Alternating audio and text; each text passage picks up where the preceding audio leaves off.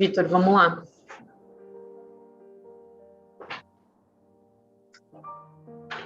Hoje não é nessa hora, né?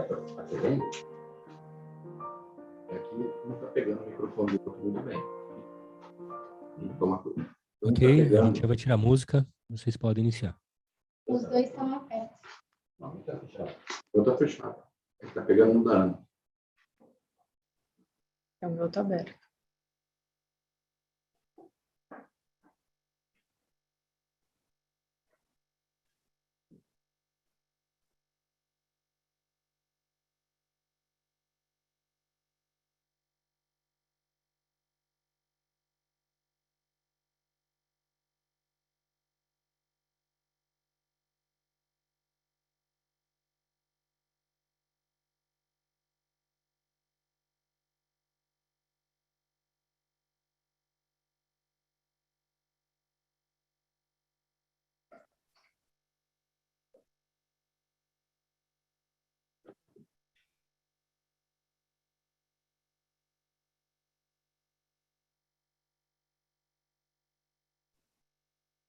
Boa tarde, estamos aqui mais uma vez para fazer o call de resultados da Brasil Agro. Quero agradecer a participação de todos vocês. Hoje a gente está estreando uma plataforma nova, transmissão pelo Zoom. Isso dá a oportunidade de a gente fazer as nossas perguntas da audiência ao vivo, então a gente consegue ter uma interação maior com todos vocês. Só relembrando, a gente está fazendo a divulgação do segundo trimestre dos 6 meses do exercício da safra 21-22, referente ao encerramento de 31 de dezembro de 2021, então a gente está aí na metade do nosso ano contábil. Hoje eu estou aqui com o André Guilmon, nosso presidente, e o Gustavo Lopes, que é o diretor administrativo de Relações com o Investidor. Então vamos lá, André, a palavra é com você. Obrigado, Ana.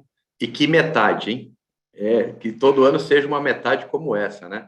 Bom, é uma grata satisfação estar aqui com vocês de novo, né? Eu acho que esse espetacular resultado que a gente traz para celebrar com vocês é fruto de resiliência, trabalho, né? E a gente acreditar no propósito da companhia, sabendo na combinação das estratégias operacionais com a imobiliária. Então, a gente fecha o semestre com uma receita líquida de 957 milhões, né? Um lucro líquido de 407 milhões, ou seja, em 6 meses de lucro, a gente superou o lucro líquido do ano passado de 317 milhões. A gente traz um EBITDA ajustado de 530 milhões, a conclusão, né, do plantio de grãos em mais de 80 mil hectares já foram feitos, e também a gente traz aqui o número da cana-de-açúcar finalizado, né? Então, lembrando que a gente está encerrando aqui o dezembro, toda a cana já tinha sido colhida, grande parte dos cultivos já tinham sido plantados, né? A gente tem alguma coisa remanescente no mês de janeiro, principalmente na operação do Paraguai, mas é muito legal celebrar esse número com vocês. E eu acho que o que eu queria chamar a atenção, a fortaleza da companhia de combinar as estratégias e a mudança de patamar de resultado, né? Eu sempre falo, vocês já me escutaram falar muitas vezes em mudanças conjunturais e mudanças estruturais. A gente sabe que tem mudanças conjunturais tremendas acontecendo no setor de commodities, mas por trás disso também tem mudanças estruturais que colocam a companhia no outro patamar de resultados. Seja resultado operacional, por preços, e seja também resultado imobiliário, também por preços de terras, né? Então, acho que a companhia está habilitada a estar em outra liga de resultado e, com certeza, vocês vão poder acompanhar isso nos próximos anos. Próximo slide, por favor.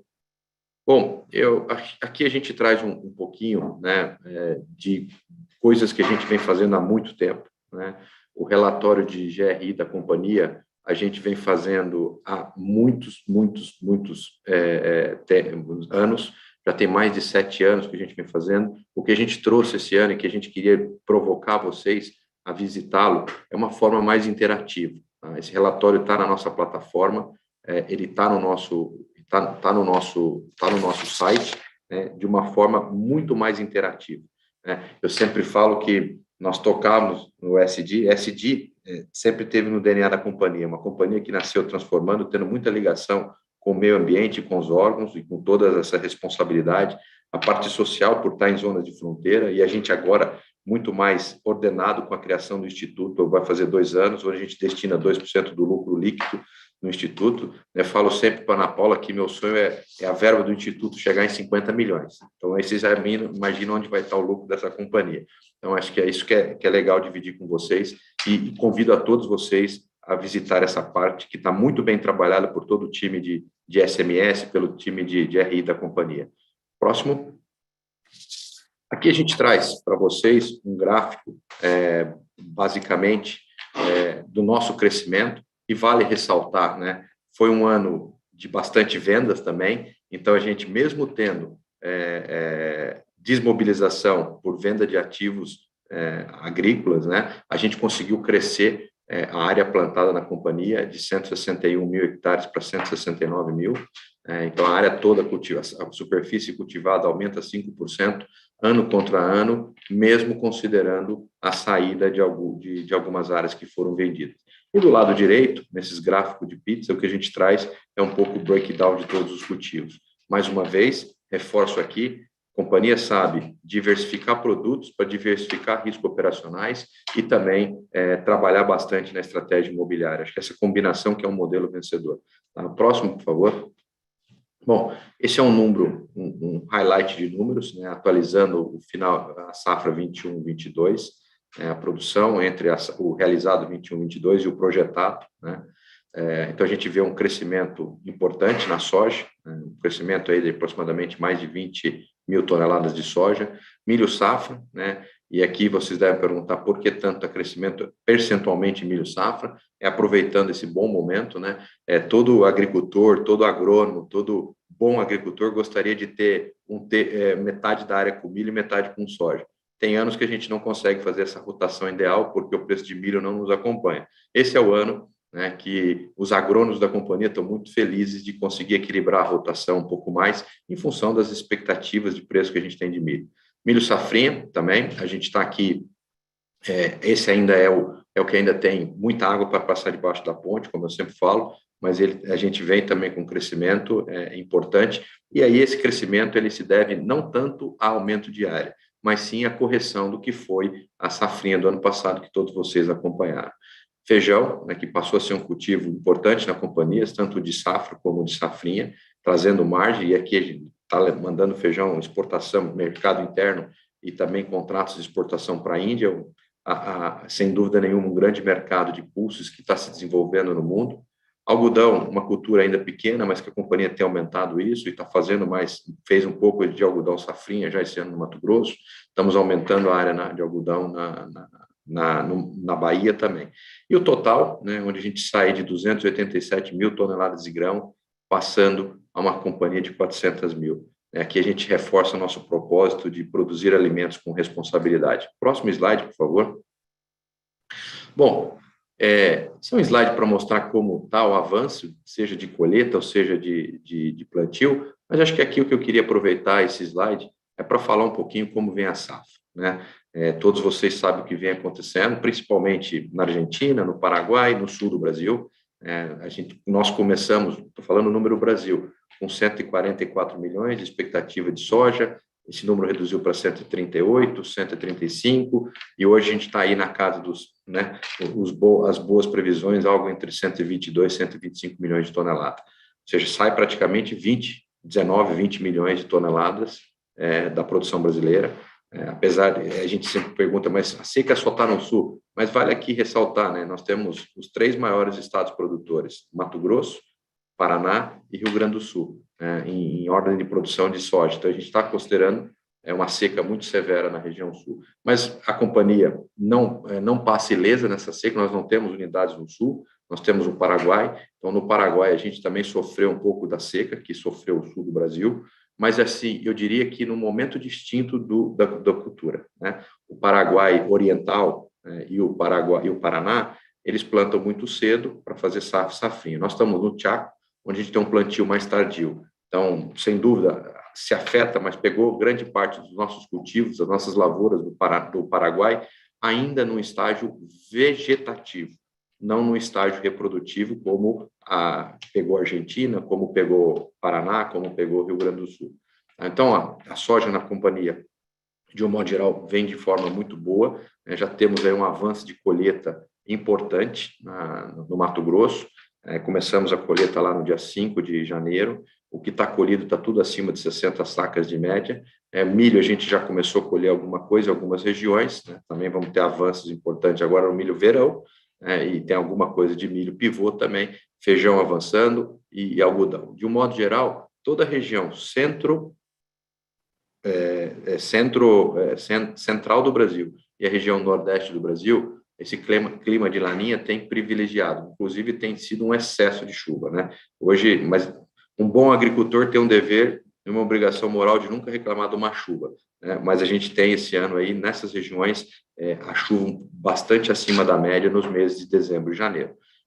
Isso favoreceu os cultivos, sem dúvida nenhuma complica um pouco o operacional, retarda um pouco finais de plantio, mas não podemos reclamar desse excesso de água de forma nenhuma. Próximo, por favor. Bom, aqui uma foto da cana, né? E acho que é legal trazer aqui para vocês. Todo mundo, eu acho que tem muita gente que está conosco aqui que cobre outras empresas, que cobre outros setores também, né? E principalmente o setor de açúcar e álcool. E o que é legal mostrar aqui, né? Quando a gente olha a produção total da Brasil Agro, a gente teve entre o estimado e o realizado 1% de variação, né? Isso é fruto de diversificação geográfica, né? De tecnologia que a gente está colocando, de estar fazendo culturas de canas irrigada na região do Maranhão. Então, assim, essa combinação nos propiciou que a redução de produtividade de cana na região centro-sul do Brasil aumentou o preço desse cultivo em função da baixa oferta, e nós tivemos uma oferta mantida em função dessa diversificação geográfica. Então, isso é muito legal, olhar a cultura dessa forma também. Então, a área colhida, mais de 26 mil hectares, e o TCH, né, a gente tem aí uma leve, né, praticamente quase nada de redução entre o estimado e o realizado, de 83,7. Lembrando que aqui a gente tem áreas novas que entraram em produção na Bolívia, que a gente tem ainda um desafio grande, a gente ainda está num ramp-up de crescimento, né, no Maranhão, importante, já estamos com uma produtividade muito boa lá, mas sem dúvida nenhuma tem mais espaço para crescer os yields de produção de cana no Maranhão e principalmente, e também, né, no Centro-Oeste. Próximo. Pecuária, só ressaltar mais uma vez, uma atividade transitória, nós utilizamos isso como um vetor de transformação, sem colocar volatilidade operacional, e por incrível que pareça, também é uma commodity, né? Cana de carne é uma commodity que está com preços bastante atrativos. Então, a gente tem aí um rebanho praticamente estável entre realizado e orçado, né? A área, a gente fez uma redução, e aqui essa redução de área de pasto, ela se deve principalmente pela venda da Fazenda Rio do Meio, né, que vocês acompanharam isso no final do ano passado, e o GMD, vocês devem estar se perguntando, André, a gente está com um realizado abaixo do estimado, mas é importante ressaltar que os primeiros meses, né, os 6 primeiros meses, nós estamos majoritariamente falando dos meses de seca, né, junho, julho, agosto, setembro, outubro, onde a oferta de pastagem é muito restrita. Começa a ser a oferta de pastagem melhor, novembro, dezembro. Então, quando a gente olha, nós estamos bastante otimistas em chegar ao GMD orçado, ou bem próximo dele, que essa foto dos 6 meses aqui, ela reflete 2 meses de estação chuvosa só. Agora, no próximo semestre, a gente tem 4 meses de estação chuvosa de oferta de pastagem. Então, basicamente, é isso que polui um pouco esse resultado momentâneo do GMD. Próximo, por favor. Aqui, acho que é legal trazer não adianta produzir, não adianta só olhar para a produção, sem olhar para a comercialização de forma muito umbilical, e aqui o que a gente traz é exatamente isso, a posição nossa. Nós estamos hoje com praticamente 67% da soja vendida, né, da próxima campanha. A gente tinha, vocês que nos acompanham, a gente estava com 58 até poucos dias atrás, né, e aí tínhamos vendido um pouco da estratégia de calls, né, com preços superiores a 15,20. Ainda bem que fomos exercidos nas calls a 15,20, né, porque isso melhora todo o resto que não tinha sido vendido. Então, a gente também aumenta um pouquinho mais de soja vendida na companhia, que nós estamos considerando que essas calls serão exercidas. Tá? Então, a gente chega no total de 67%, um dólar médio de 5,50 travado, né? Vale lembrar que esses preços são preços que a gente começou a trabalhar lá em abril, maio do ano passado, né? Ao milho, a gente também tem um percentual fechado de hedge, de 59%. Já estamos olhando também, no caso do milho, da milho e soja, a safra 22, 23, em função da tomada de decisão de formação de custos, estar avançando na venda também. Então, milho também já temos 60% comercializado, algodão também praticamente 59% comercializado, e já estamos com algodão quase 20% comercializado da safra 22, 23, e etanol também. Acho que é muito importante aqui, sempre ressalto isso, que a gente está monitorando margem. No momento que a gente entende que as margens estão positivas, nós vamos tomando posições de derivativos ou de vendas físicas. Próximo. Gustavo, passo para você a palavra dos números para a gente já trazer as boas notícias do semestre para todo mundo. Obrigado. Obrigado, André. Obrigado a todos que están, ¿no?, participando da conferencia. Bom, vamos a buscar explicar, ¿no?, o destaque que André comentó, ¿no?, dos 407 millones de reais, o que, cómo son los principales motivos, ¿no?, que impulsionaron ese resultado, ¿no? Lembrando también, ¿no?, de que vamos a focar en estos 6 meses, a columna que dice 6 meses para 2022, que a gente tem balanço que vai até 30 de junho de 2023, ¿no? O que acontece frecuentemente, ¿no?, dentro, digamos, del ciclo da compañía, que durante ese primer semestre nós colhemos aproximadamente un 65% de nuestra total de producción de cana-açúcar, vendemos os stocking remanescentes da soja, ¿no?, que ese ano fue aproximadamente un 50%, y vendemos toda a safrinha de milho, que para ese semestre a gente vendió aproximadamente un 90% de toda esa producción, ¿no?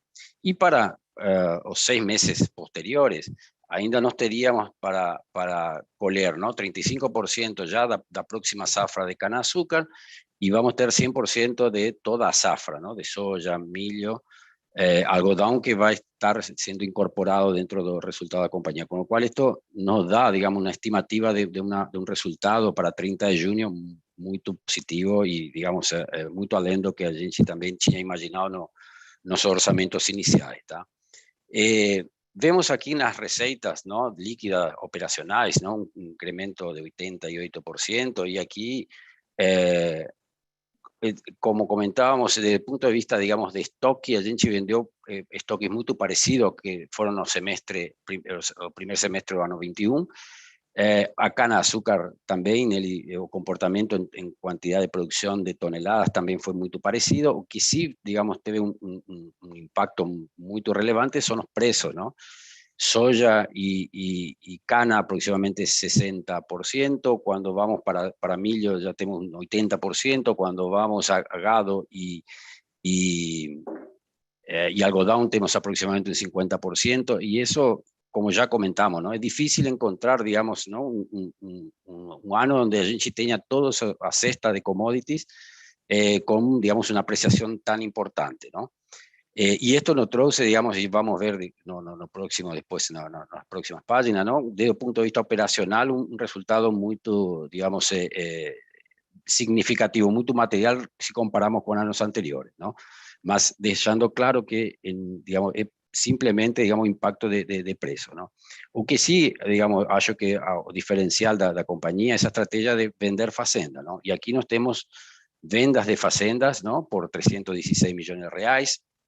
Aquí, digamos, acho que es importante destacar que a gente teve duas vendas de fazenda, ¿no? A Rio do Medio, una fazenda de aproximadamente unas 4.800 hectáreas que a gente vendió, ya entregó a Pose y recibió a primera parcela, reconoció 100% el resultado.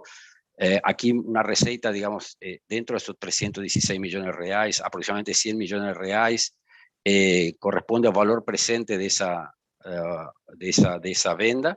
Y después nos teníamos también que anunciamos otra venda de fazenda, Alto Taquari, ¿no?, que tenía, digamos, un valor nominal más o menos de 500 millones de reais, que a gente está vendiendo y está entregando en dos etapas, ¿no? Nos estamos recientemente transferindo e reconhecendo neste balanço, não?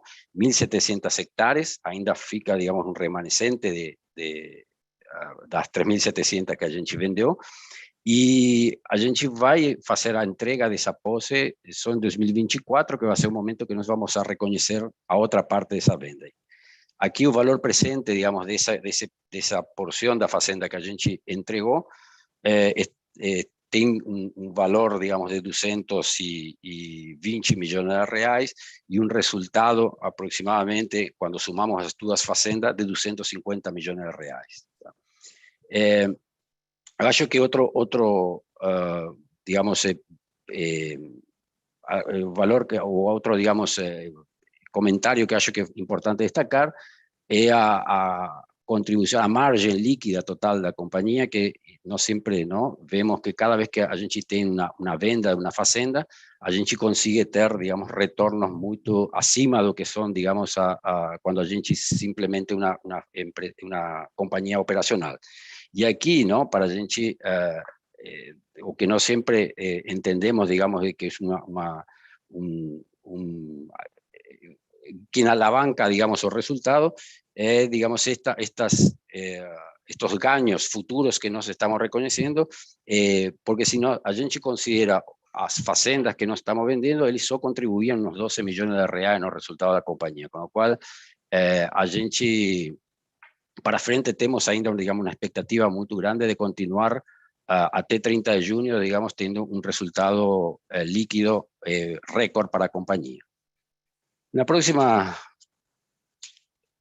página, nós temos aqui o resultado operacional da companhia, aqui nosso EBITDA ajustado, lembrando sempre, nós consideramos efecto dos resultados derivativos e também excluímos todo aquilo que está ainda, digamos, como um ganho em formação, um ganho, digamos, de ativo biológico em formação. Nós alcançamos 280 milhões de reais de EBITDA ajustado, e a gente, quando compara com o ano anterior, eram 110 milhões de reais, e aqui, como comentei anteriormente, efecto preço que impacta dentro de todas nossas operações. Quando vemos o breakdown, nós vemos mais ou menos 73% de todo esse EBITDA bem contribuído a través da cana-açúcar, um 23% pela soja, mas quando a gente vê isto, digamos, dentro de nosso safra, nós entendemos que, ou esperamos, de que aproximadamente um 45% do EBITDA da companhia seja da cana-açúcar, um 40% venha da soja e o restante venha das demais cesta de produtos que conforman, digamos, nossa estratégia de diversificação, tá? Com o qual é de esperar, que nosso EBITDA ajustado da companhia seja, digamos, muito superior ao que foi o que nós alcançamos o ano anterior. Na próxima página, aqui simplesmente, digamos, mostrar, digamos, alguns principais movimentaciones que aconteceram no nosso balanço. Nós vemos aqui um incremento nas contas a receber, créditos diversos, donde a gente tem contabilizado as recebíveis por venda fazenda, são indexados em saca de soja. Nós hoje temos entre curto e longo prazo aproximadamente uns 674 milhões de reais para receber por vendas fazenda. Vemos aqui, e isto explica principalmente esse aumento do ativo não circulante. Nós temos um 10,8% que aumenta, e é principalmente efeito que estes recebíveis estão trazendo para a companhia. Vemos também aqui e isso é importante lembrar, que as propriedades para investimento, nós estamos com 1 bilhão de reais, quando a avaliação de mercado da Deloitte é aproximadamente 3,2 bilhões de reais, porque a gente escolheu como política contabilizar o custo nossas propriedades. Vemos também na redução, digamos, dos passivos circulantes, de 11%, esto principalmente pelo pagamento de dividendos e pelo já pagamento de alguns empréstimos, a gente está, e vamos ver para frente, uma situação de caixa muito confortável, então a gente prepaga alguns financiamentos que entendemos que estavam um pouco caros. E acho que esses são os principais, digamos, movimentos que aconteceram durante esse semestre. Na próxima página podemos ver aqui a situação de endividamento da companhia, lembrando que a gente, não, como tem aqui como critério, não, de que a dívida líquida não deveria ser, digamos, no más que 2 veces nosso EBITDA ajustado. Nós hoje, ¿no? Vemos aquí que tenemos un indicador que está negativo, ¿no? Tenemos también como principio no superar, ¿no? 30% que valen nuestras propiedades, y vemos que también representan, ¿no? Digamos, un indicador muy confortable. E a gente tem ainda estos 900 millones de reais en caixa, tenemos aproximadamente unos 611 millones de reais en dívida, ao custo, ¿no? Medio de nuestra dívida en 10% aproximadamente, y o ano passado, ¿no? Hemos conseguido un objetivo que teníamos, ¿no?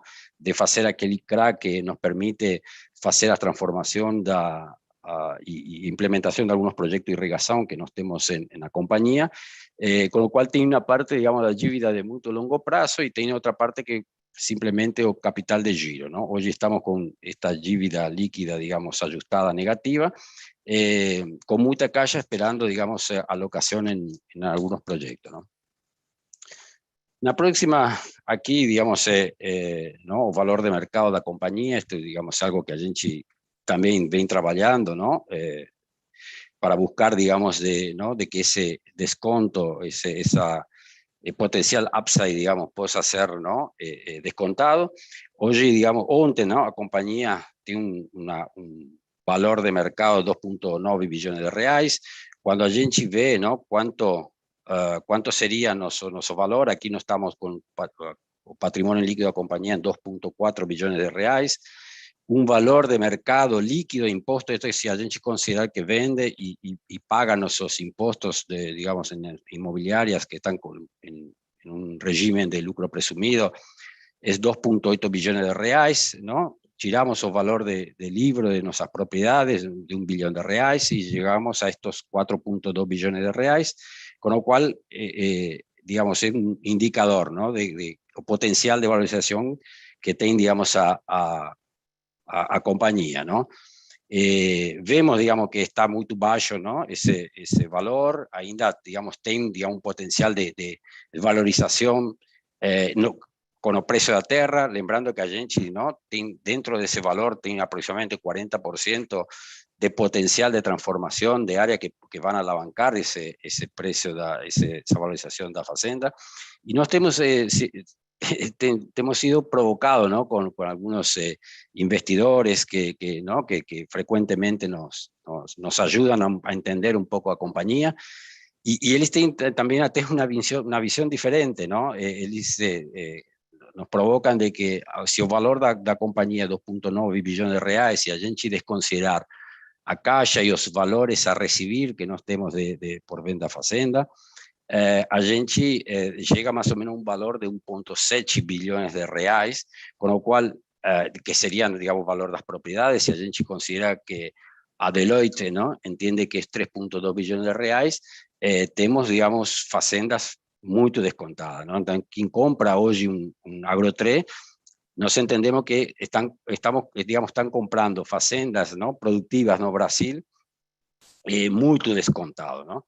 Y sabemos, ¿no? Que entendemos que es el jeito más fácil que tienen, digamos, de adquirir una propiedad, ¿no? Todos sabemos de que para hacer una compra de una fazenda en Mato Grosso, para hacer una compra o una venda, digamos, una fazenda en Mato Grosso, todos, digamos, los procesos de due diligence, todo proceso, y digamos, un mercado que no es líquido, nos entendemos que Brasilagro, ¿no? Tiene ese potencial de comprar tierras descontadas y con liquidez de comprar y vender en cualquier momento una fazenda. Entonces, acho que, y ainda hoy nos entendemos que somos una compañía que tenemos mucha liquidez, ¿no? Entonces, acho que, digamos, esa es nuestra misión, ¿no? Buscar, digamos, que las personas entiendan realmente el modelo de negocio de la compañía y ver cómo a gente consigue descontar ese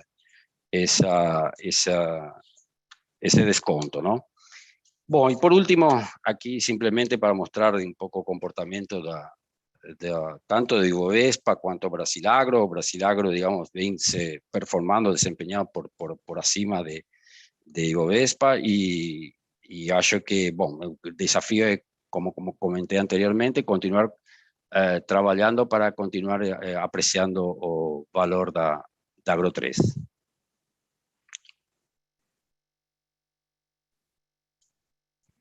Bom, obrigada, André, Gustavo. Agora a gente vai para a sessão de perguntas e respostas. Como eu mencionei anteriormente, hoje a audiência pode fazer perguntas ao vivo. É só digitar o nome e a empresa de vocês no chat, que a gente libera o áudio para todo mundo que quiser fazer perguntas.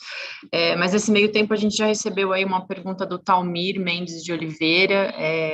Vou passar para o André para falar um pouco mais das perspectivas sobre novas aquisições, enquanto o restante do pessoal se manifesta aqui. Obrigado, Ana. Estão me ouvindo? Deixa eu só ver se está. Obrigado, Ana. Obrigado, Talmir, pela pergunta. Tá? É um prazer estar falando com vocês. Sem dúvida nenhuma, tem sido um desafio para nós, né? Estamos trabalhando fortemente nesse pilar. Eu sempre falo que de vendas eu vim aqui, prometi para vocês que vocês iam ver notícias dentro em breve, né? E nós fomos lá e realizamos, né? Sem dúvida nenhuma, nós estamos sim, dentro em breve devemos ter coisas sendo anunciadas. O que é importante aqui, eu acho que a disciplina nossa de alocar bem, né? Muitas das vezes a gente viu muitas histórias, ou muitas vezes quando o dinheiro esquenta na mão, alocações não estão bem feitas, né? E a gente sabe a importância de continuar trazendo esse track record de resultados, de taxa de retorno que a gente traz para vocês. Então, o desafio é enorme, não vamos dizer que é muito mais fácil hoje você estar na ponta vendedora do que compradora, mas é isso que a gente faz, né? Então, a gente tem que sempre identificar esses ativos com um pouco mais de competitividade esse ano, sem dúvida nenhuma, mas trazê-los e, de certa forma, acelerar a transformação deles. Então, a empresa está bem ativa nisso. Alguns de vocês sabem, a gente estava num grande projeto ano passado, que nós não compramos, então, e o caixa não dava para tudo, né? Então, nós ficamos um período como se fora em stand-by com novas aquisições em função dessa grande transação. De lá para cá, viramos a chave, então a gente tem aí 4 meses, 3 meses, eu diria, de pesquisa intensas, e trabalho intenso na busca de novas oportunidades de negócio. Obrigado, Talmir. A próxima pergunta vem do Pedro, da XP. Pedro, seu áudio já pode ser ativado. Bom dia, pessoal. Me escutam bem?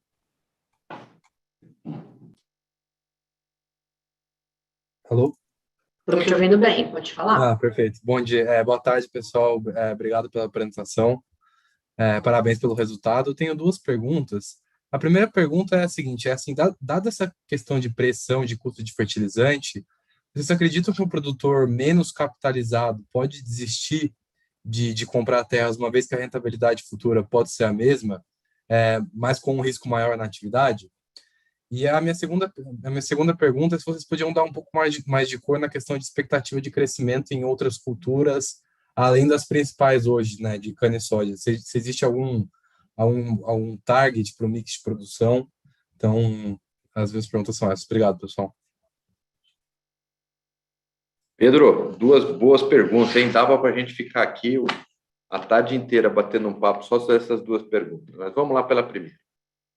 O preço de fertilizante, sem dúvida, né? A gente tem aí toda uma pressão externa, e ainda mais agora, né, quando a gente pensa em potássio, cloreto de potássio, toda essa discussão de Rússia, Ucrânia, Bielorrússia, né, que sem dúvida nenhuma o pequeno produtor ele tem um pouco menos de poder de fogo de aquisições nas grandes empresas, né? Então, isso eu diria que desaqueceu um pouco a liquidez que a gente via. Eu acho que eu diria para você que a gente recebe muita oferta de compra e de venda aqui, né? Então acho que nós somos um bom termômetro para falar disso. Eu diria para você que nos últimos 3 meses para cá, a gente vê que o mercado deu uma esfriada, mas não a ponto de redução de preço, né? A gente vê que deu uma diminuída porque o produtor está vendo essa dificuldade. Eu vou comprar um ativo hoje, eu tenho que entrar num custo mais caro de produção, isso vai continuar subindo, né? Ele viu uma redução de margem importante, mas aqui vale uma ressalva, tá, Pedro? Mesmo a gente fazendo todo o incremento de custo, ou a gente, ou um produtor fazendo essa conta, a gente está com margens históricas, tanto essa safra que vem, 22, 23, muito maior do que a média histórica para trás, né? Então, como eu sempre falo, acho que tem mudanças estruturais importantes aí, né, que eu acredito, e ainda que o mercado de terra ele continua aquecido, né, em função dessa margem acima da média histórica. Tá? Então, acho que a primeira pergunta é essa. Quanto ao crescimento em outras culturas, Pedro, a gente tem trabalhado muito nisso, tá? Eu acho que aqui cabe uma ressalva importante. Nós temos 2 grandes projetos de irrigação sendo implementados na companhia, em unidades da Bahia, uma na unidade Rio do Meio, outra na unidade Arrojadinho, que são projetos que, não tenho dúvida nenhuma, eles vão estar a pleno, né, a partir de 23, 24, que é quando a gente tem a disponibilidade de energia para todos os projetos, né? Hoje a gente tem uma limitação energética na Bahia, não em função da própria concessionária, a Coelba ou Neoenergia, e quando é de se esperar que com esse incremento de área irrigada você aumente ainda mais a diversificação de produtos na companhia, né? Então, são um projeto que a gente tem um objetivo de mais de 6 mil hectares irrigados nos próximos anos. Você imagina que são 6 mil hectares fazendo 2,1, 2,2 cultivos anuais, com culturas de valor agregado alto, né? Sem dúvida nenhuma, ninguém pensa fazer um projeto de irrigação para plantar soja de milho debaixo da irrigação. Isso não... Hoje está sendo rentável, mas a longo prazo não é. Então, a gente tem, sim, um crescimento disso. A gente está olhando muito o crescimento em culturas diferentes também. Eu vou te dar exemplo, né? Esse ano a companhia está plantando gergelim, né? Numa escala menor, mas nós estamos plantando 600 hectares de gergelim, né? Haja pão do McDonald's para pôr tanto gergelim, mas são 600 hectares de gergelim que a gente está buscando, tentando calibrar um pouco aí a rentabilidade dessa cultura. Feijão, uma cultura que entrou nova na companhia há 2 anos, e nós já estamos plantando quase 6 mil hectares de feijão, né? E aí com foco muito interessante no mercado indiano. Então, assim, a gente está muito atento a isso, né? Esse ano a gente tem, vou te dar um exemplo de coisa nova na companhia de agregação de valor de margem, né? Nós estamos plantando algodão no Paraguai, né? Quem conhece a operação nossa do Paraguai, e quem não conhece, eu convido a conhecê-la, é uma terra muito fértil, né? Áreas que você planta soja, milho, algodão sem fertilizantes. Então, o algodão, a gente está ainda no processo inicial lá, estamos plantando uma área pequena, a nível de teste, 500 e poucos hectares, mas essa cultura se desenvolvendo lá, nós vamos ter um horizonte tremendo de crescimento de agregador de valor também lá, e principalmente lá, né? Porque o algodão é uma cultura muito demandante de adubação, e lá que você tem uma situação de fertilidade altíssima, não precisa colocar fertilizante, a margem a margem será uma coisa espetacular. Então, assim, esse crescimento de cultivos especiais está dentro da companhia o tempo inteiro, Pedro, e também, né, eu acho que aí um pilar importante que a gente tem trabalhado muito na companhia é a inovação, né, trazer coisas diferentes, tecnologia. Nós estamos aí com projetos de conectividade em grande parte das unidades, tem muita coisa nova surgindo aí, né? Eu acho que, sem dúvida nenhuma, é de se esperar uma companhia que não vai deixar de ser uma companhia imobiliária, né? Ninguém aqui está dando um cavalo de pau na estratégia da companhia, mas sim, a gente está entendendo que se a gente agrega mais valor por hectare, e vocês sabem disso, a terra vale um múltiplo do que ela produz, a gente acaba valorizando e apreciando a terra. Então, é isso que a gente está buscando, sim, Pedro. Perfeito, muito claro. Obrigado, André. Pedro, y también acho que para complementar, ¿no? De André, nós temos também, que comentava, o crescimento das próprias superfícies, ¿no? Que nós temos em banco de terra ou que já estão, digamos, em pastagem que estão sendo transformadas para grãos, ¿no? Então, nós temos aí uma expectativa, sei lá, de entre 5% 6% ao ano nos próximos 3, 4 anos, que a gente também tem, digamos, esse crescimento, ¿no? Essa incorporação de áreas para a agricultura. Obrigada, André Gustavo. A próxima pergunta eu vou ler aqui, do Carlos Herrera, da Condor Insider. Na verdade, ele fez duas perguntas. Uma delas, acredito que o André já respondeu logo no início, que é sobre a estratégia do ganho de capital via venda de fazenda, como que a gente está vendo o mercado de futuras aquisições. Então, e a outra que ficou pendente é se a gente está enxergando algum problema com a questão climática.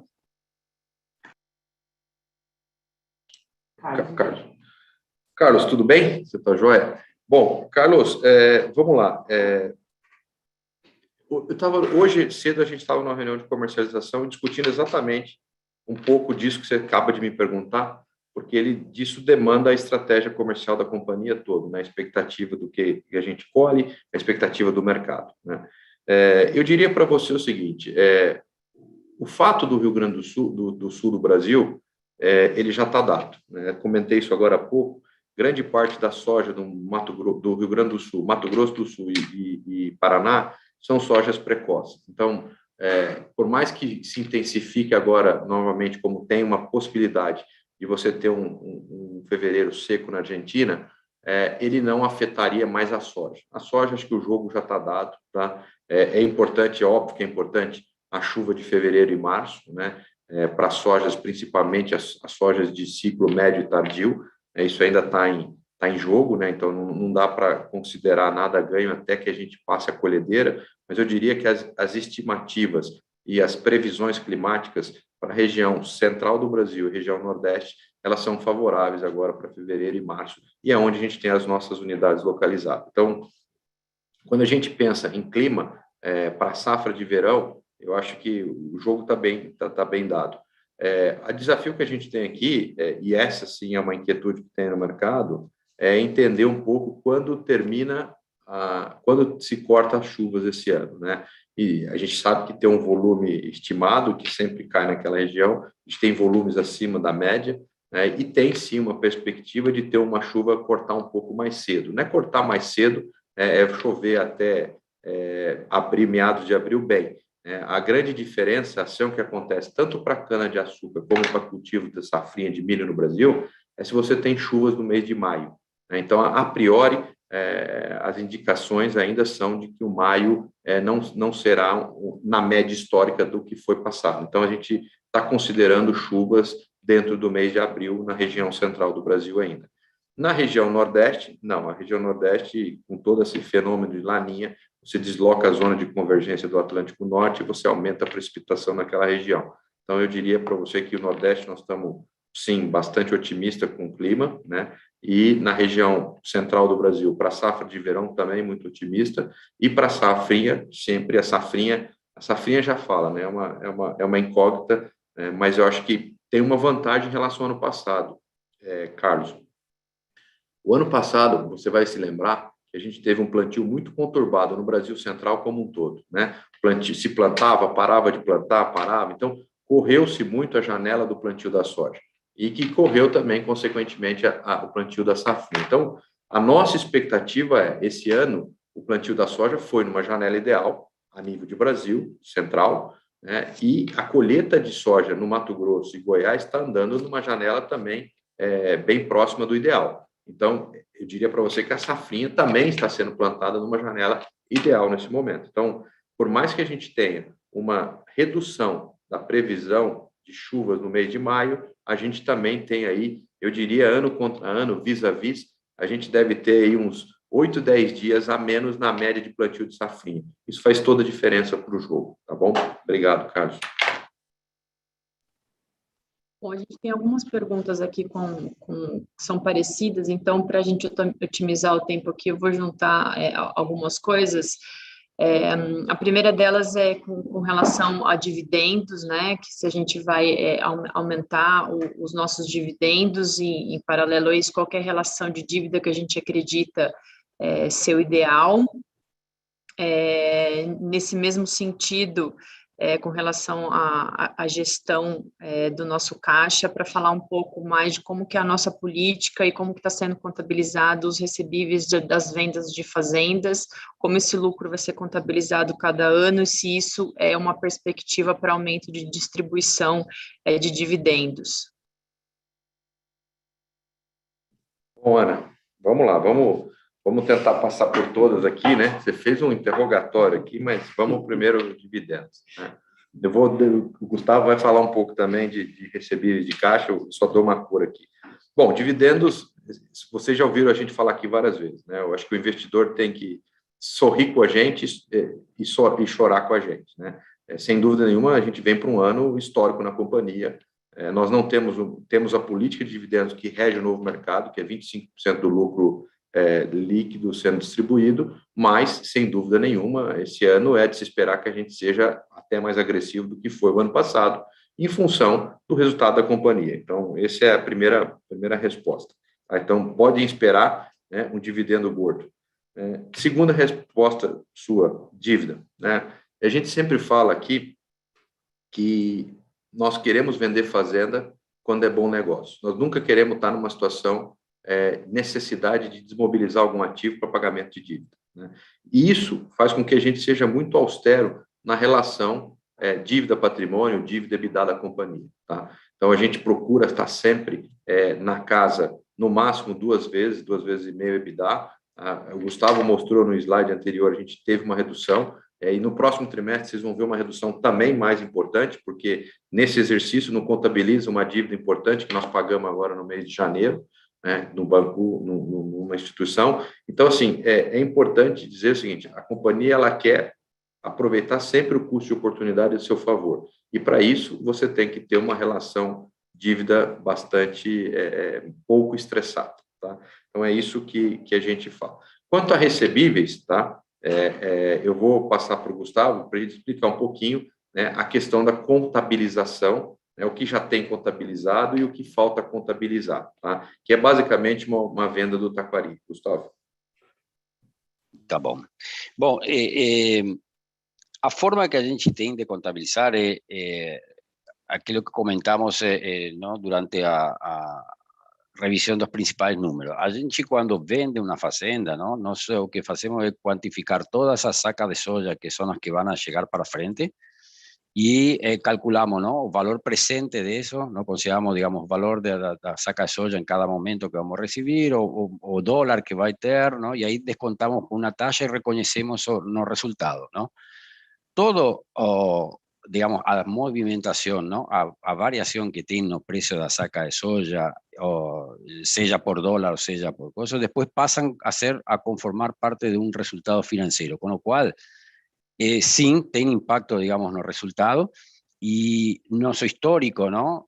Como a gente tiene, digamos, esa capacidad de estar un poco, ¿no? Previendo las alteraciones de mercado para frente, a gente consigue, de la misma forma que nos hacemos hedge para nuestros vendas, digamos, de productos durante cada uno, digamos, da safra, a gente também vai tomando posição e venda de todos esses recebíveis de venda fazenda, tá? E isso que acontece que ele sim condiciona um pouco a distribuição de nosso dividendo, não?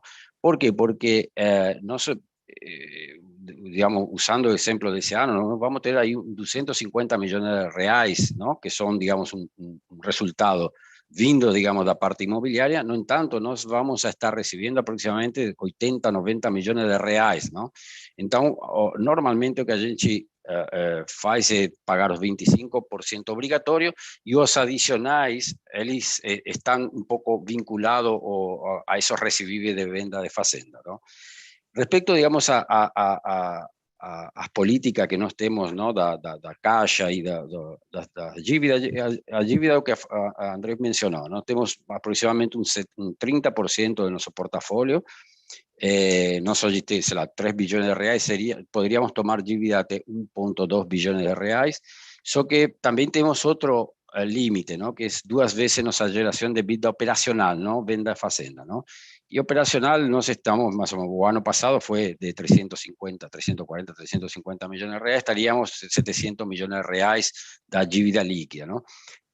Con lo cual a gente siempre tenta, ¿no? Buscando, digamos, ser o más eficiente, digamos, no uso, digamos, da nuestra estructura de financiamiento, a gente siempre tenta estar dentro de esos indicadores, de esos ratios, ¿no? ¿Alguna otra duda? Estamos abiertos a consulta. Na verdade, Gustavo, só para complementar essa resposta, o Flávio Bica aqui do Valor Futuro está perguntando com relação aos nossos hedges dos recebíveis, né? Além da política, como que a gente está estruturando e redeando tudo isso que a gente tem para receber em relação às vendas de fazenda.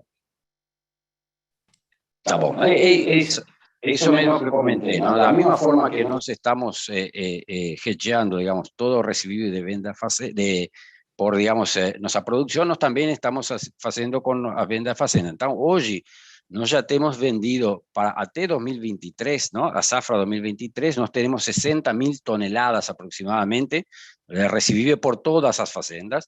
Nós já temos vendido 30%, 50% disso, e nós já agora, aproveitando, ¿no? Os melhores preços, nós já estamos vendendo a outras 50% que está restante. Mas a forma que a gente vai monitorando o mercado é muito parecido ao que nós fazemos com os hedges de nossos produtos, não? Obrigada, Gustavo. Agora eu vou passar a palavra para o Murilo Breder, do Nubank. Murilo, seu áudio já está liberado. Show, obrigado, galera. Parabéns aí pelo resultado, André, Gustavo, Ana Paula. Eu queria voltar na questão da produtividade, né? O André até comentou rapidamente o motivo da produtividade ter vindo marginalmente menor, né, do que no período anterior, mas eu até também trazendo um paralelo. Eu sei que vocês estão bastante de olho nessas tecnologias enfim, o agro tem bastante tech por trás, né?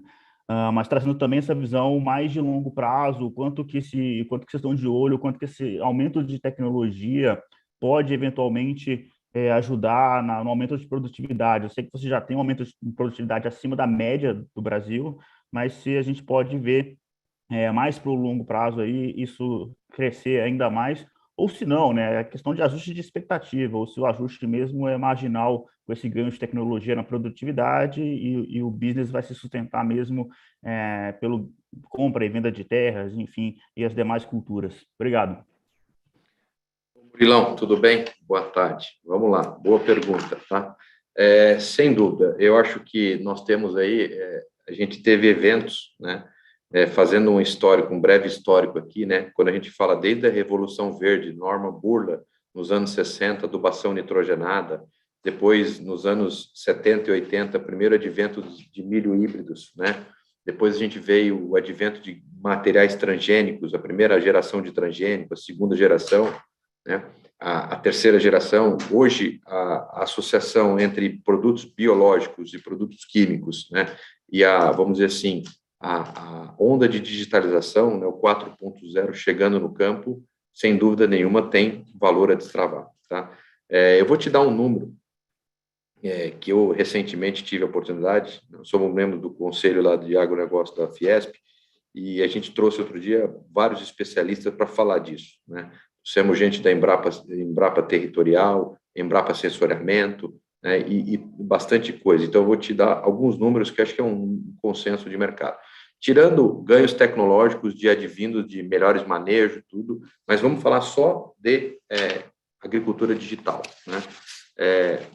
O Brasil hoje, um pequeno incremento, a gente não está falando de muita coisa, né? O Brasil hoje ele tem a área agrícola dele com cobertura de sinal satélite, né, com sinal de, vamos sei lá, sinal de aparelho celular na área agrícola, né? A gente tem 17% do território nacional, tá?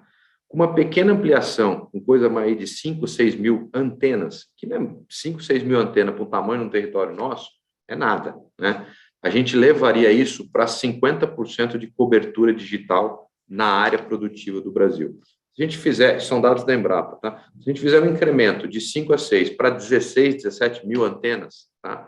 A gente levaria isso para 80% de cobertura digital na área agrícola brasileira, tá? Bom, posto isso, o que isso traz de ganho, tá? Foi feito um levantamento também, né? Esse é um dado, eu estou dividindo aqui uma de cabeça, dados que eu me recordo perfeitamente da Embrapa. Esse primeiro incremento de 5 mil antenas levar o Brasil para 50% de cobertura digital na produção agrícola, né? Nós já estaríamos falando do incremento de mais ou menos 40 bilhões de reais no PBI agrícola, tá?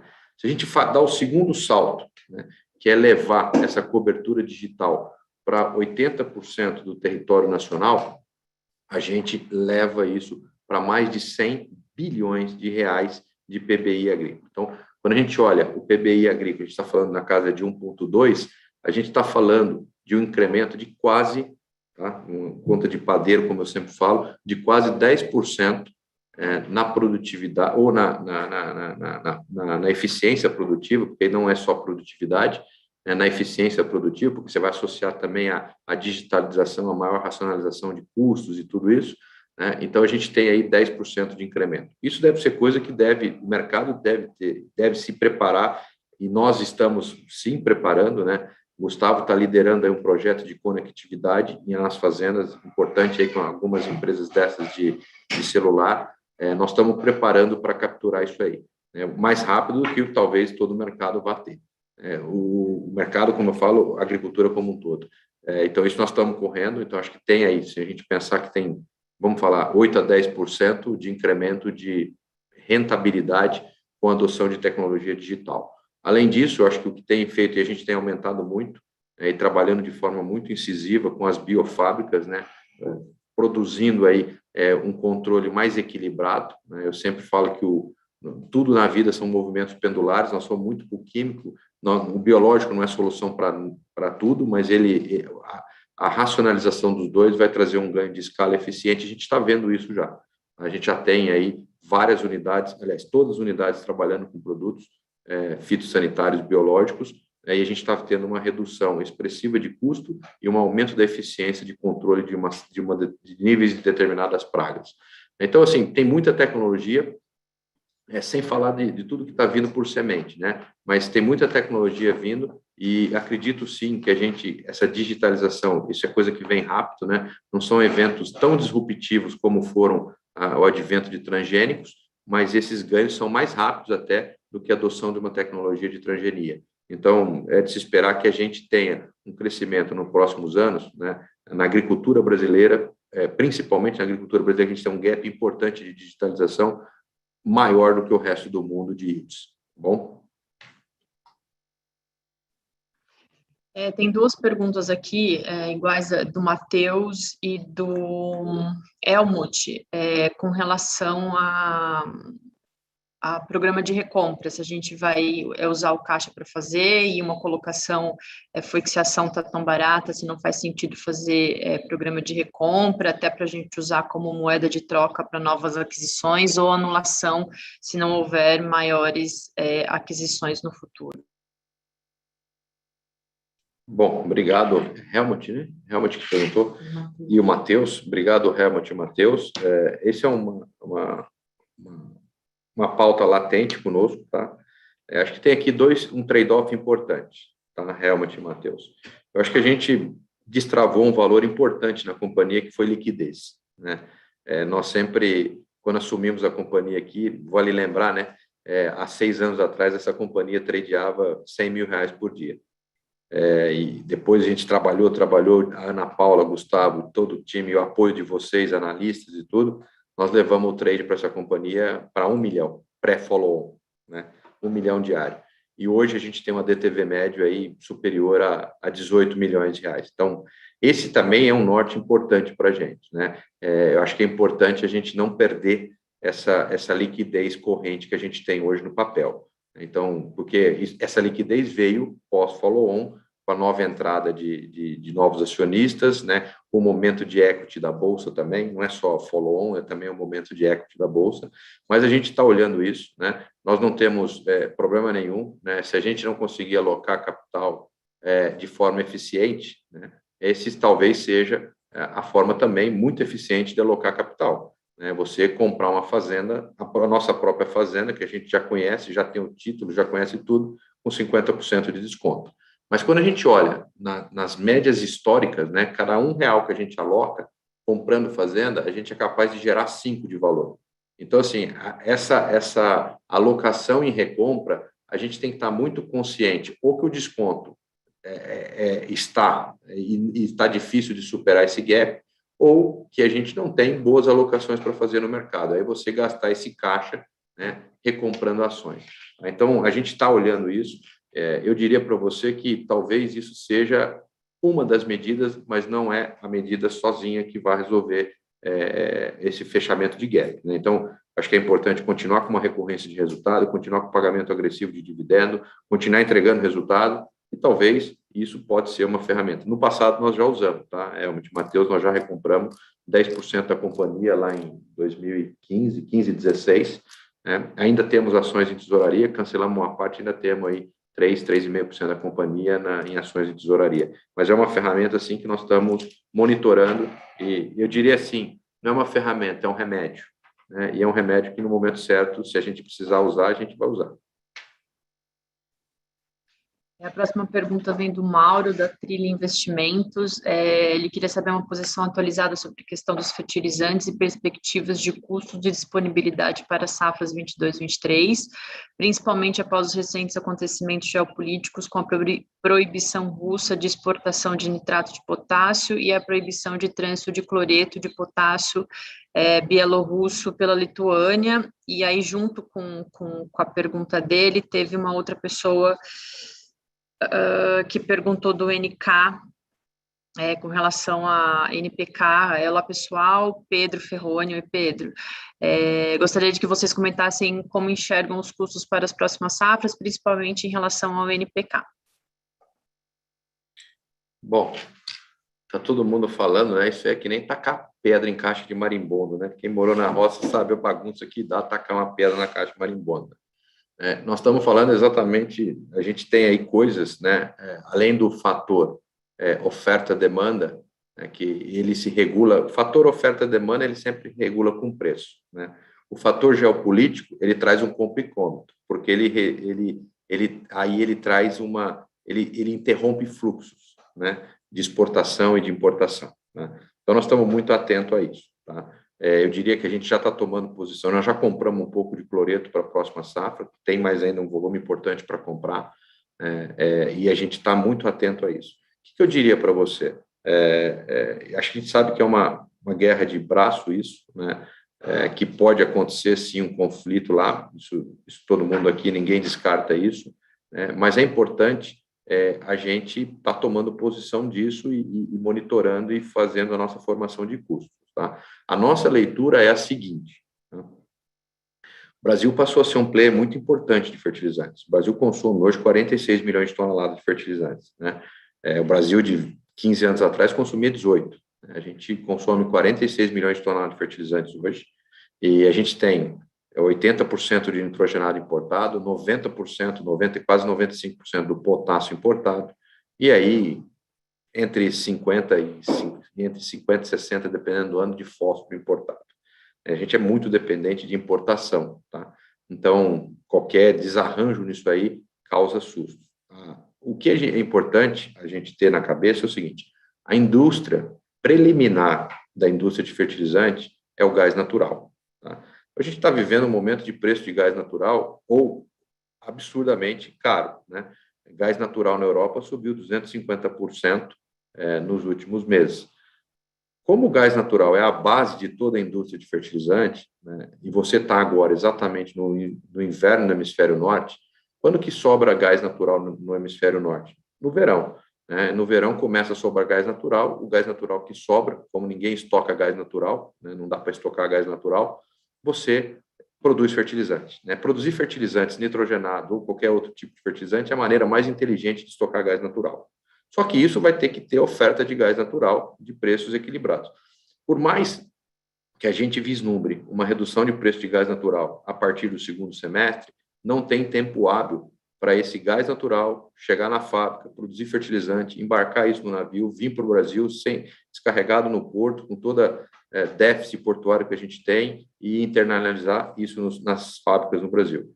Então, a gente está jogando, sim, com a possibilidade que esse ano a gente tenha um custo de fertilizante muito acima dos preços que estão hoje.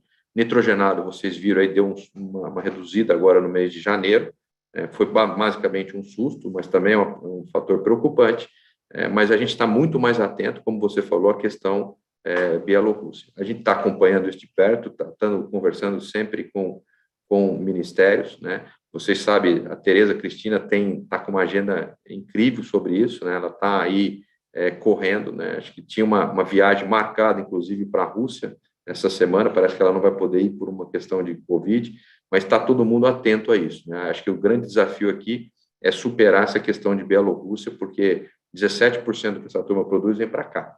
Então, é um número importante de cloreto que chega no Brasil vindo de lá. Então, acho que esse é o desafio, mas a gente está monitorando isso de perto. Eu não vejo expectativa de reduções importantes de preço ainda no primeiro semestre. A partir do segundo semestre, pode acontecer a níveis internacionais, mas aí a gente tem um tema logístico importante que é difícil de você conseguir internacionalizar esse fertilizante em setembro, tá bom? Agora eu vou passar a palavra para o Henrique Brustolin, do BTG Pactual. Henrique, seu áudio está liberado. Boa tarde, pessoal. A minha também era um pouco na direção dessa de originação, principalmente fertilizante. Eu queria só fazer um pequeno follow-up, que era como que você vê o nível de originação, talvez a nível de mercado no Brasil nesse momento, e se na visão de vocês, com o nível de compras talvez que já esteja acontecendo nas empresas do setor, se vocês acham que pode ter algum nível de desabastecimento e aí, obviamente, algum risco de produção na próxima safra, né, de yields agrícolas. E no mercado de terras, eu acho que você também já comentou um pouco sobre a liquidez e o momento favorável, André, mas qualquer coisa que vocês possam compartilhar mais, que vocês estejam vendo na ponta sobre quão aquecido esse mercado continua e quanto espaço vocês ainda veem para continuar vendendo fazenda pelo menos até o final desse ano fiscal, eu acho que também seria bem útil. Obrigado. Legal, Henrique, obrigado, né, pelas duas perguntas. Eu acho assim, vamos ser bem prático e assim, ninguém tem uma bola de cristal, mas o risco de abastecimento existe. Se você tem um presidente, você tem uma ministra, você tem todas as indústrias tentando antecipar compras a níveis internacionais, né, você tem China, você tem Índia antecipando, o risco de abastecimento existe, né? Até que ponto esse desabastecimento influencia a produtividade? Isso depende muito aonde ele acontece, em que momento ele acontece, né, e que cultura ele vai acontecer. Mas, sem dúvida nenhuma, a gente tem sim uma preocupação de desabastecimento. É óbvio que nas regiões de fronteira, quando você tem um desabastecimento, ninguém deixa de plantar, Henrique, ninguém deixa de plantar área porque não tem fertilizante, né? O que se faz? Você reduz a dose. Reduz a dose e planta toda a área. Mas quando você reduz a dose e planta toda a área, você põe menos nutrientes na área. Nas áreas velhas, nas áreas que não são áreas de fronteira, vamos, sei lá, se você fizer isso no Paraná, se você fizer isso numa área do Mato Grosso de 25, 30 anos, a redução de produtividade é baixa no primeiro ano, né? Então, assim, tem aí, eu diria para você o seguinte, tem uma válvula de escape, né, para o produtor remanejar isso dentro do seu próprio portfólio de área ou dentro da própria fazenda, né? Você tem talhões com mais fertilidade, você tem talhões com menos fertilidade. Esse ano, e nós já estamos fazendo isso na companhia, esse ano da equipe técnica trabalhar e ser muito eficiente na alocação, né? Aquela receita de bolo de colocar 80, 90 quilos de P2O5, né, em função da extração, talvez é um ano que a gente vai ter que gastar um pouquinho mais, deixar a soja, ou o milho, ou a cultura levar um pouquinho mais de extração e repor no outro ano. Então, assim, eu diria assim, risco de abastecimento existe, mas é importante vocês, e dividir isso com vocês, existe a possibilidade, né, importante dessa alocação ou relocação dentro das unidades, dentro das regiões, né? Isso afeta muito, óbvio, não dá para fazer isso que eu estou te falando numa área recém-aberta no Piauí nem no Maranhão. Então, o que isso faz? Isso faz com que você ponha um freio maior em quem está pensando em expansão nessas regiões. Imagina você ter uma operação de 10 mil hectares novos em área do Maranhão. Não dá para fazer essa redução que eu estou te falando, mas você tem 25 anos de plantio também numa área do Maranhão, dá para você pensar em escalonar um pouco isso aí. Então, assim, o agricultor vai tentar não fazê-lo, né? Mas no último minuto ele tem essa carta na manga que ele consegue. Mas André, isso tem um reflexo em produtividade? Tem, né? Mais ou menos, como eu falei, áreas mais velhas menor, áreas mais novas maior, mas existe aí uma válvula de escape, ou seja, redução de área, não contem com isso. Não tem redução de área por não ter fertilizante, tem redução de pacote tecnológico. Isso pode acontecer, e aí cada um tem que usar da maneira mais inteligente, tá? Então, esse é o ponto. A segunda pergunta sua de compras, né, e de vendas, é de se esperar, né? Eu acho que, como eu falei, está muito mais fácil estar na ponta vendedora hoje que na ponta compradora. Então, nós estamos trabalhando, estamos tendo liquidez importante em alguns ativos, né? E é momento de capturar mais preço ainda, né? Fazer bons negócios para a companhia. Então, não surpreendo se a gente traz mais vendas ainda a esse exercício. Eu acho que a companhia, sempre falei isso para você, a gente tem que operar de forma anticíclica, né? Se todo mundo quer comprar, nós temos que vender, e a hora que todo mundo quiser vender, nós vamos comprar. Essa é a disciplina ferrenha que a gente tem que ter, a resiliência que a gente tem está nisso. Então, não é porque, Gustavo, divulgamos um excelente número que fechamos o botequim de venda, não. Continuamos vendendo, fazendo, só que sobe a régua, né? Sobe um pouquinho a régua, né, da própria exigência nossa de buscar melhores negócios, de encurtar prazo, né, de fazer coisas no prazo mais curto, para poder também capturar esse preço de soja. Uma coisa é quando você vende uma fazenda com 4, 5 anos para pagar, as dois primeiros anos eu tenho tela de soja, mais para frente eu já não tenho tela, né? Consigo até travar o câmbio, mas não consigo travar a tela. Não adianta fazer uma perna só. Então, esse é o momento que a gente está olhando muito isso, né? Buscando fazer vendas de novo, mas equilibrando isso para poder capturar esse bom momento de preço de fato, né? É isso. Perfeito, André, muito obrigado. Obrigada, Henrique. A gente tem algumas perguntas aqui com relação ao etanol, então vou consolidar tudo, a gente ganha tempo também, que a gente já está chegando no nosso horário aqui. Como a companhia vê o crescimento do mercado de etanol de milho no Brasil, desenvolver um pouco sobre o mercado de cana nos próximos 2, 3 anos, como está a situação da financeira das usinas que recebem cana da companhia, se faz sentido, além da produção agrícola de grãos e cana, a companhia olhar para ativos na indústria de transformação de óleo, biodiesel e etanol, e falar um pouquinho sobre o hedge da cana que a gente começou, do etanol, né, na verdade, que a gente começou a fazer agora e que a gente não divulgava nos trimestres anteriores.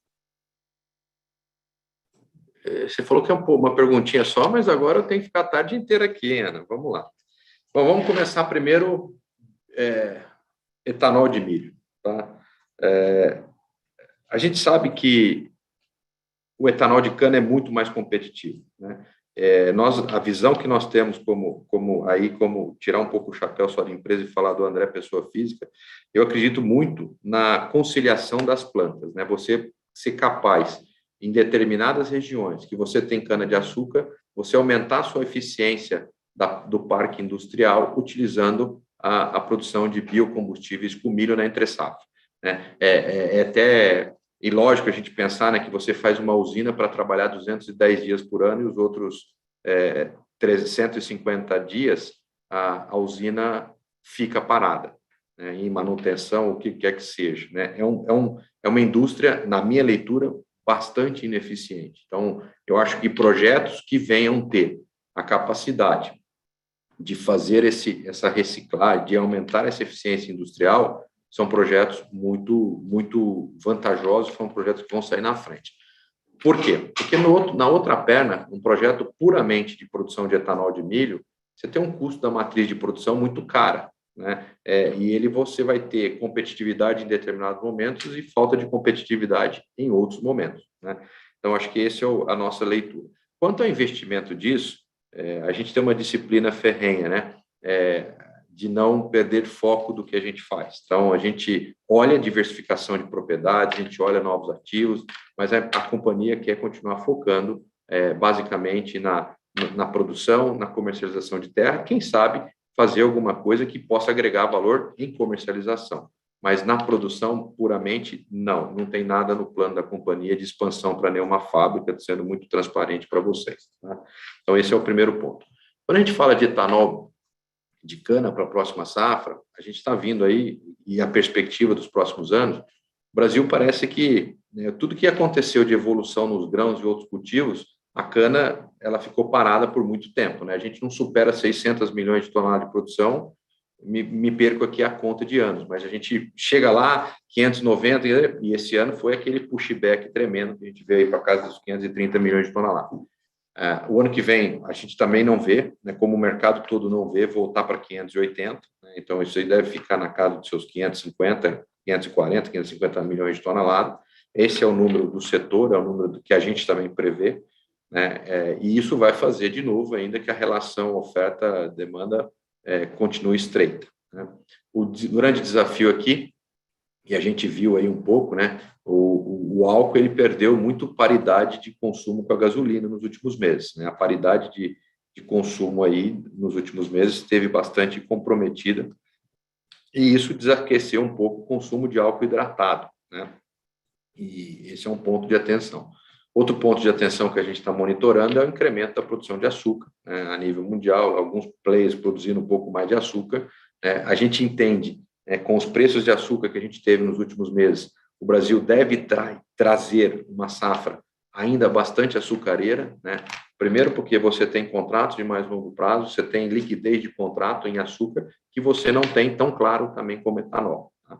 Então, acho que a foto nossa é uma safra ainda baixa, né, a nível de Brasil, na casa dos 550, uma safra ainda bastante açucareira, pelos preços de açúcar que a gente viveu nos últimos meses, muita usina tomou posição de venda de açúcar, tá? E nós, respondendo, vou tentar, se eu estou chegando à última pergunta, o que nós fazemos? Nós utilizamos o etanol, nós estamos produzindo cana-de-açúcar em projetos agroindustriais que só tem produção de etanol. Então, a gente tem aí uma correlação, basicamente umbilical, o preço da TR e preço de etanol. A gente criou algumas matrizes de análise disso aqui e a gente está monitorando isso o tempo inteiro e vendendo. Então, a gente consegue, com a venda de etanol, a gente faz a correlação com o valor do preço da TR e consegue ir travando, fazendo um custo, travar também o custo do ATR, tá? A lógica é essa, assim, a TR é um negócio que ninguém consegue travar e a gente, travando etanol,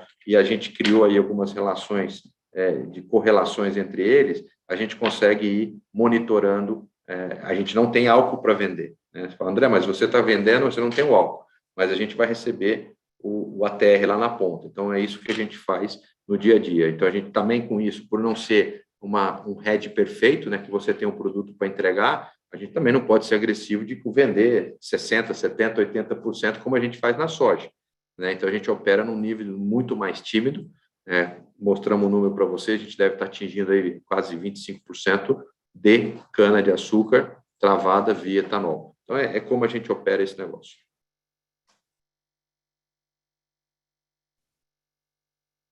Bom, tivemos muitas perguntas, tem algumas coisas ainda que ficaram pendentes para responder, a gente vai respondendo aqui offline, porque a gente já está no nosso horário. Quero agradecer a presença de todos, André, Gustavo, pela disponibilidade de vocês em responder aqui o pessoal e colocar eu e minha equipe em disposição de vocês, caso tenha alguma dúvida adicional. Estamos muito felizes com esse resultado e acreditamos aí que esse ano promete ser mais um ano excelente de novos recordes aí em termos de resultados para a companhia. André, se você quiser encerrar, obrigada. Bom, eu só quero agradecer a todos, né, celebrar com vocês um resultado espetacular. Esse é um resultado de toda uma equipe, né, um resultado de uma equipe comprometida, resiliente e incansável. A gente tem isso dentro da companhia. E legal também de dividir com vocês. Nessa semana que passou, nós tivemos, né, Gustavo, 2 grandes eventos na companhia, né?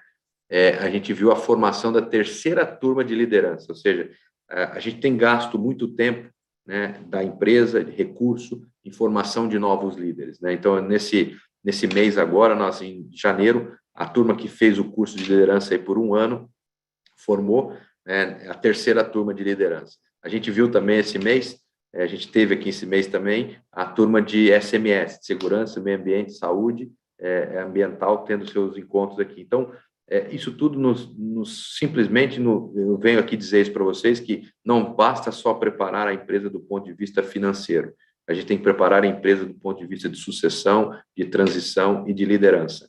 E isso a gente tem feito muito na companhia. Agradeço as pessoas que estão envolvidas dedicado nesses projetos, tá? Que isso nada mais é do que a sustentabilidade do nosso negócio no tempo. Então, contem com a gente e contem com o trabalho aí e vamos para um semestre ainda de muito resultado para todos vocês e para nós. Um grande abraço, obrigado.